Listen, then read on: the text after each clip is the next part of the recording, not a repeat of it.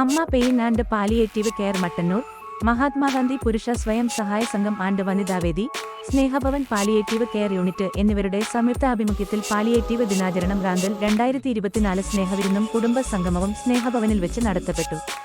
സ്നേഹഭവന്റെ സ്ഥാപകനും പ്രസിഡന്റുമായ brother M J Stephen അധ്യക്ഷത വഹിച്ചു. മട്ടന്നൂർ നഗരസഭ വൈസ് ചെയർപേഴ്സൺ ശ്രീമതി പ്രീത പരിപാടി ഉദ്ഘാടനം ചെയ്തു.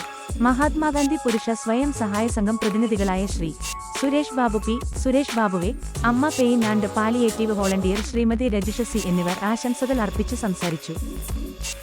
മഹാത്മാഗാന്ധി പുരുഷ സ്വയം സഹായ സംഘം ആൻഡ് വനിതാ വേദിയുടെ കലാകാരന്മാരുടെ വിവിധ കലാപരിപാടികൾ പാലിയേറ്റീവ് ദിനത്തിന്റെ ഭാഗമായി അരങ്ങേറി. സ്നേഹഭവനിലെ മക്കളുടെ വിവിധ കലാപരിപാടികൾ പാലിയേറ്റീവ് ദിനാചരണത്തിന്റെ മാറ്റുകൂട്ടി.